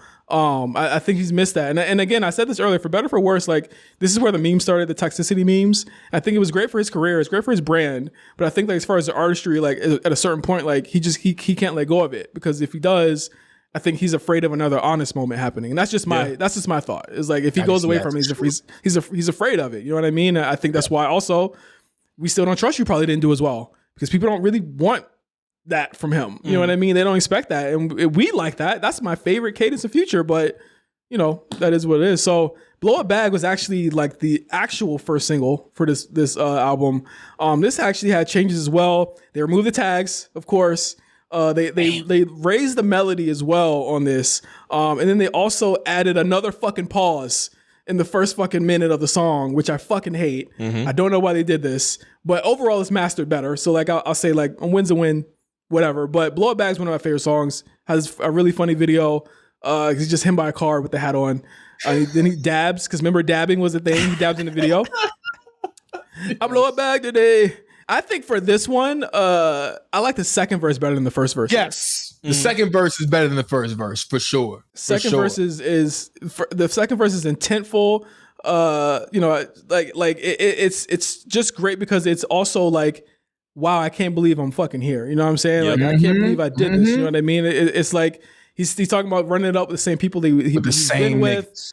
You know what I mean? And he's like, he says, selling them dope out apartments. I did it. I was cut out some niggas. I know they ain't with it. Running exactly. With niggas that want to see niggas and get it. Niggas that strive. I know real niggas who thought come across. Yeah, I know either way it goes, Sonny gonna be there. I know either way it goes, though, we're gonna be there. Even when a nigga was broke, Scooter was always there, yes, bro. Yes, sir. He was so happy saying that line. I was like, I'll be pulling up the photo. They thought we wouldn't be here. I told you would come a time where we had to persevere. I knew there'd be a time where we all be here. I'm a little bad today. It's crazy. I'm a little bad today. Crazy. Go crazy. Come on, man. And the Scooter line is just chills. It hurts. The chills, bro, because like I'm like, bro, like that was his day one nigga, man. That was his nigga, bro. And at the end, you get a little, it's red bottoms when you walk to me. Come in, talk to. You gonna make me do the right, so you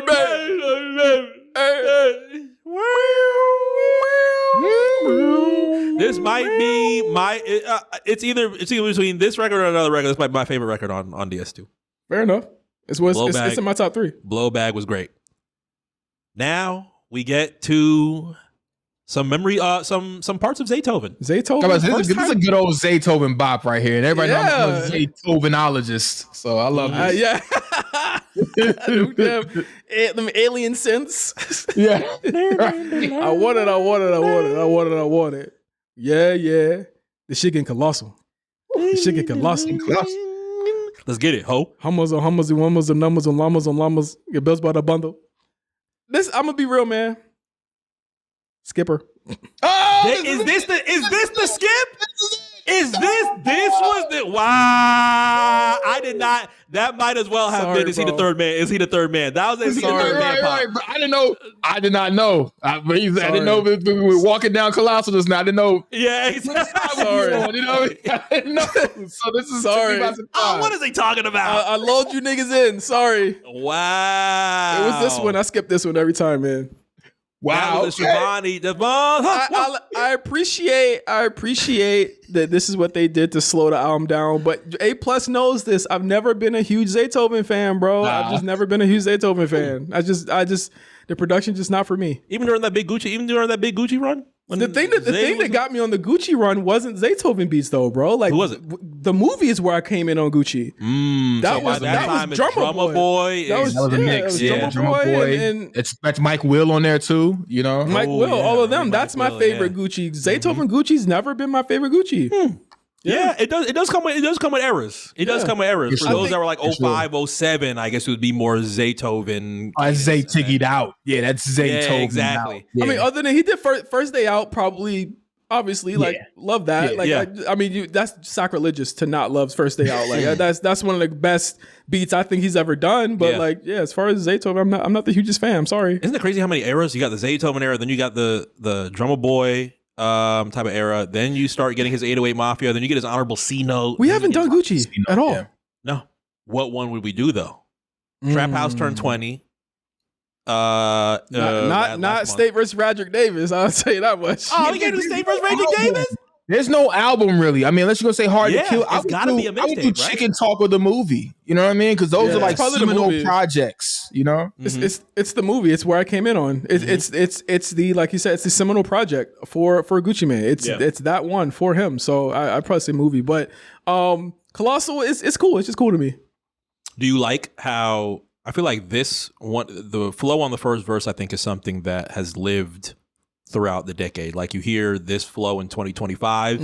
Yeah. For one, you know it's Future exactly, and two, I don't think most people are tired of it. It's lived well, I would say. He created it. Shit. Yeah. I mean, you know what I mean? He's still popular. He's still one of the best to do it. So yeah, he's still doing this type of cadence on We Don't Trust You. Mm-hmm. Yeah, I've been in love with that kickstand. I started bitching my left hand. About to open a meth lab. That one's the craziest line on here.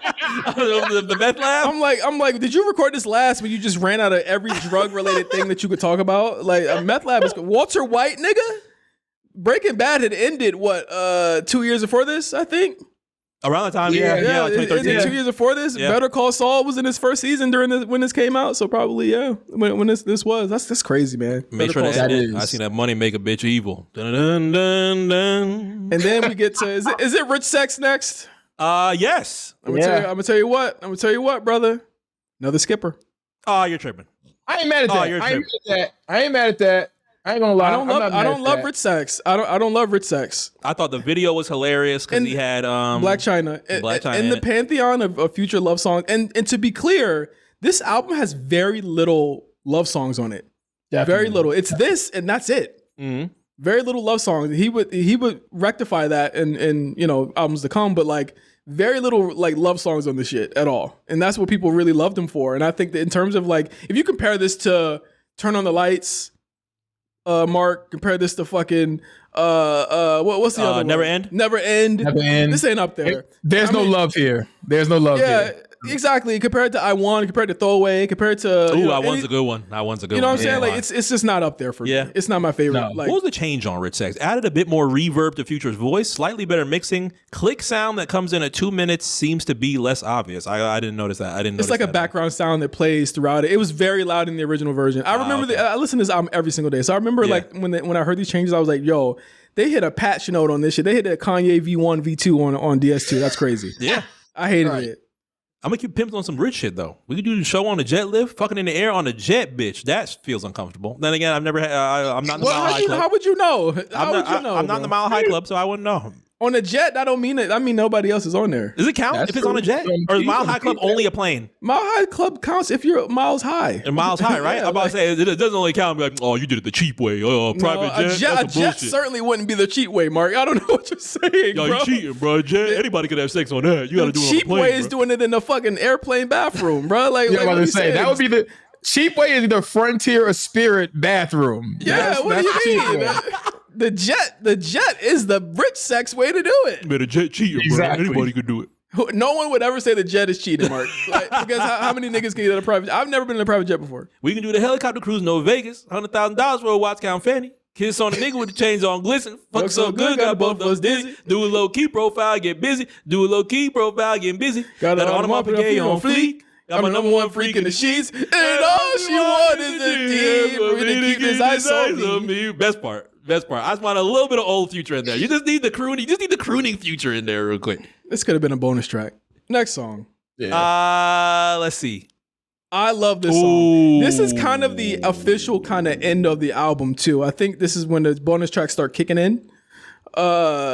It's this and then Blood on the Money. This is kind of like the end of like this is where every Future album you get the introspective songs like the I'm on the Street. Blood on the Money is my favorite song or one of my favorite songs because the line I know the devil is real. I know the devil is real. That is one of the greatest deliveries. One of the greatest lines on this album. I love this song. It's between this and Blowbag is my favorite song on DS2. Yeah. And thank you God they didn't change the producer tags on this because you still hear Dope Boy Cash on there. He kept the Young Metro on Metro.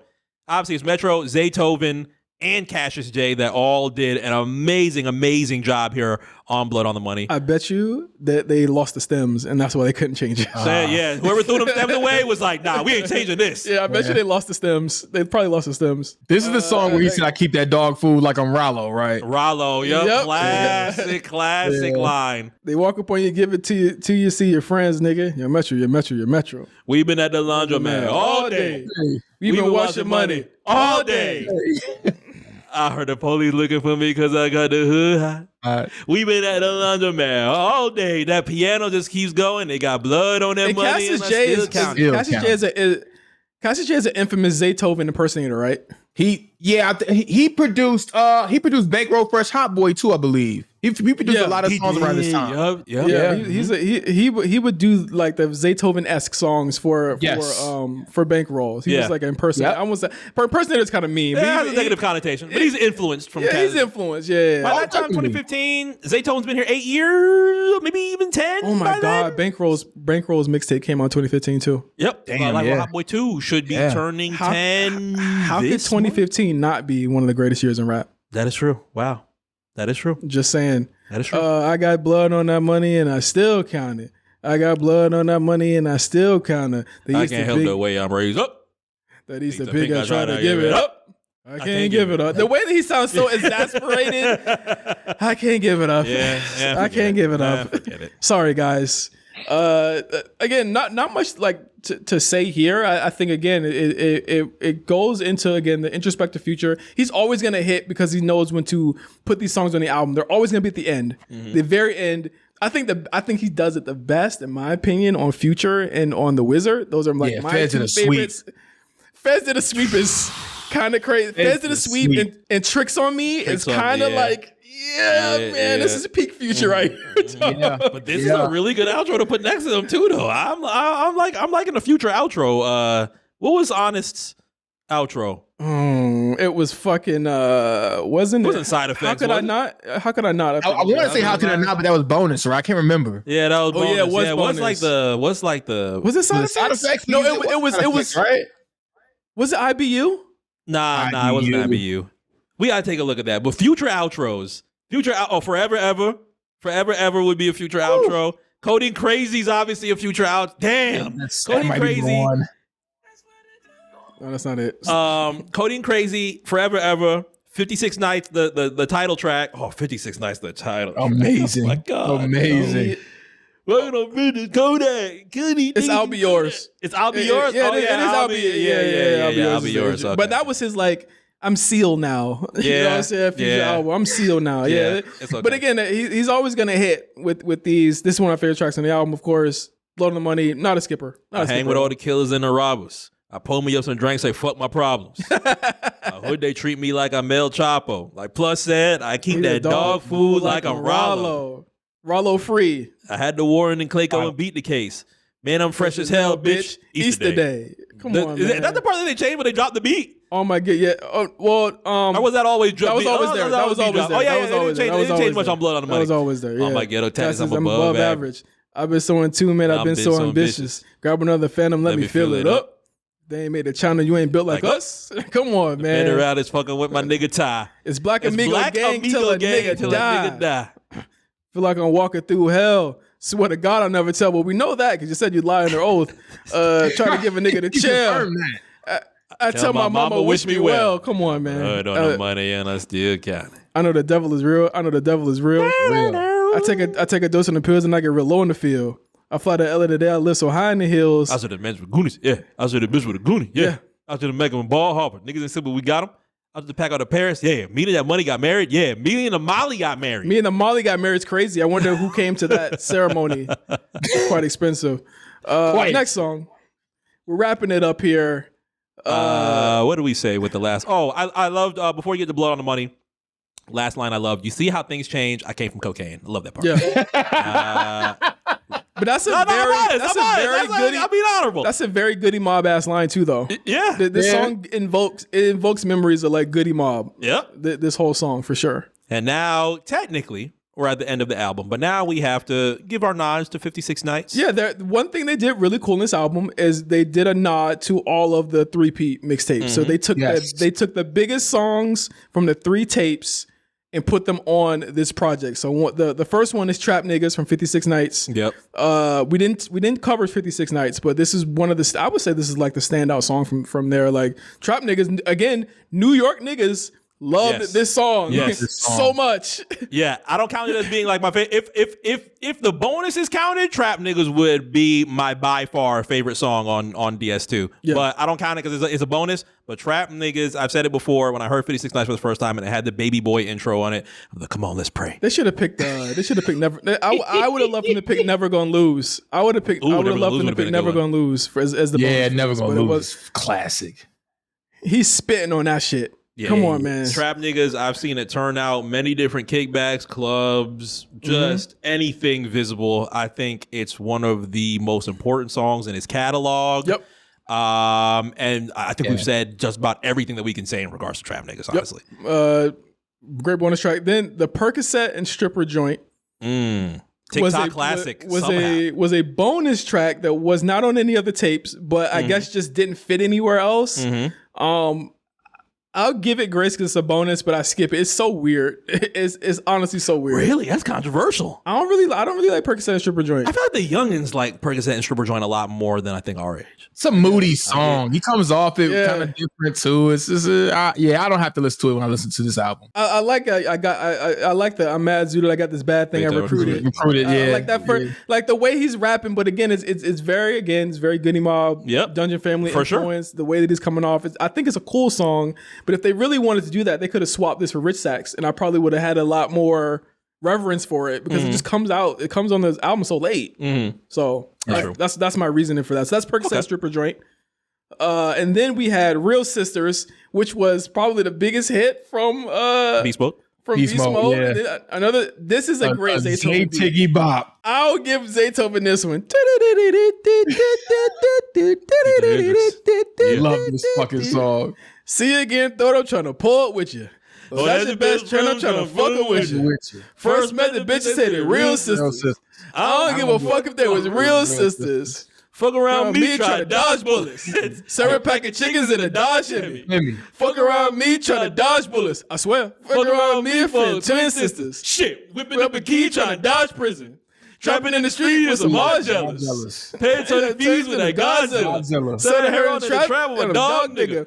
Black Amigo gang got the bells on us. Way before the fame, I had a bell on me. 20,000 off jig ain't got a scale on me. Real shooter, they'll shit in jail for me. I swear.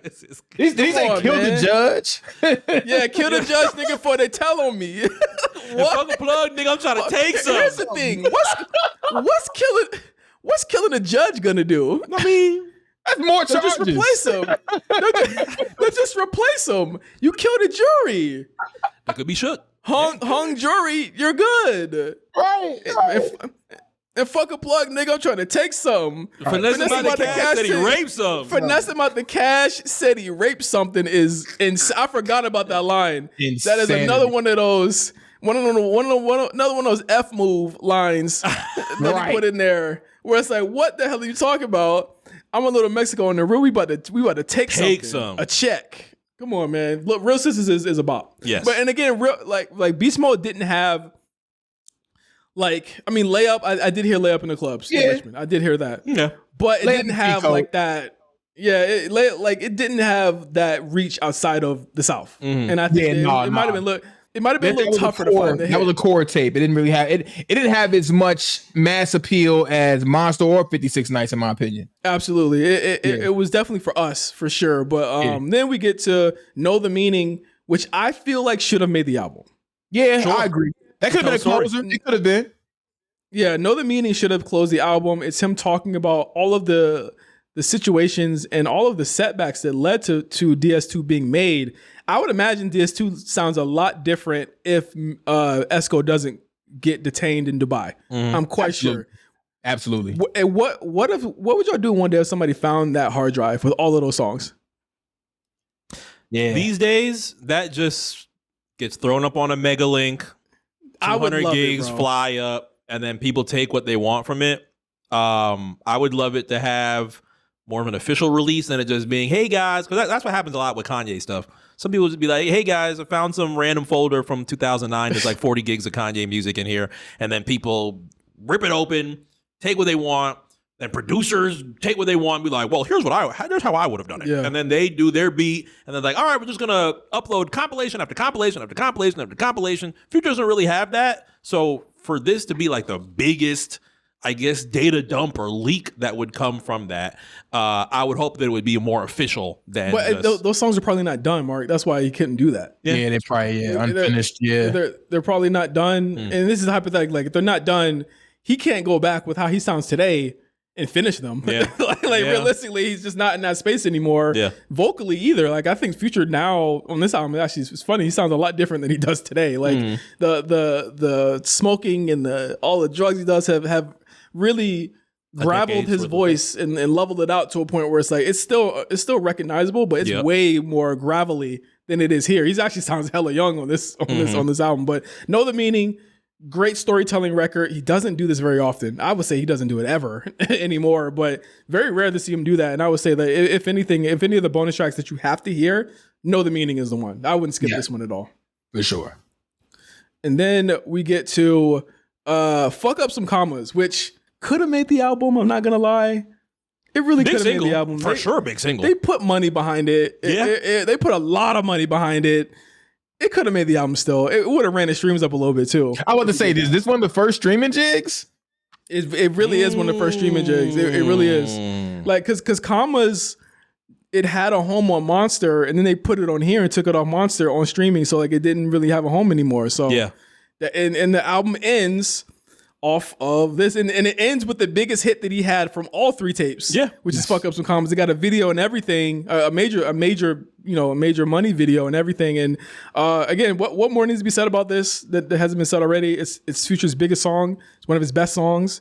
It's a triumphant, but also kind of like remorseful, also kind of doubtful, paranoid song. Like it's a great. It runs the gamut of a lot of emotions, but it also serves as, just like the beginning of this album, a mission statement for him, because he's gonna fuck up them commas, and then he's gonna fucking do whatever he wants with them. I still say the third verse of this is his most dexterous verse of all time. The fact that he even gets a third verse on this is crazy. Like, fit it, crit it, get it, hit it, run it, drill it, wet it, hit it, I'm in it, spin it, 50, ball, Reggie, ready, set, go, throw the money in the air, watch it, fall to the flow, Roger, order up some rock, need to order up some more, Audemars, yeah, Eddie on the watch, yeah, Katy Perry, yeah, Katy Perry, yeah, Usher boss, yeah, I should break it off, yeah, break it off, yeah, made myself a boss, a callback to Made Myself a Boss. Love that song. He don't do callbacks anymore. You know, only callbacks he does now is on that second tape, that second disc of We Still Don't Trust You. And I feel like all those callbacks were for Metro, because that was Metro being like, this is what this is the callbacks that you need. Oh, like disc 2? Yeah, the disc 2 with all the callbacks to all the old shit. It felt like they found a hard drive. Exactly. Like it was like, and again, like we're in this era of Future where it's like, you don't know what year these were recorded. You know what I'm saying? He might be bringing up some shit, from weeks and weeks ago, days and days ago. Like, Too Fast sounded like it was something from like 2017. You know what I mean? Like, it was a lot of stuff like that. But that's DS2. I don't think it's a stretch to say it's one of the most seminal hip hop albums that you should listen to before you die. Easily. I think at this point, I'm willing to say that we could take a Future break for at least a year. Yeah. I think at this point, we don't need to do Evolve. We don't need to do Purple Rain. No, we might spin the block for Future Hendrix. We might. I'm not gonna say never, but 2027. We're gonna take a break with Future for. He actually himself took a break in 2016, low key. But we're gonna take a break too. But we want to thank you guys for listening to Future DS2 THROWBLKS Plus. Thank you, brother. Thank you. As always. Y'all. Appreciate y'all. Absolutely. Man. Classic here. Classic music. Classic time. The knowledge, the living through it, all of that stuff is it's appreciated. And again, thank you guys for listening. We'll be back with you guys with another episode of Don't Steal This Podcast imminently. I gotta think of a topic for that episode. I don't know yet. We'll think about it. We'll think about it. But we'll be back again with you guys very imminently with another episode of Don't Steal This Podcast. We'll be back next month with Lil Jon. Crunk juice. It's gonna be so much fun.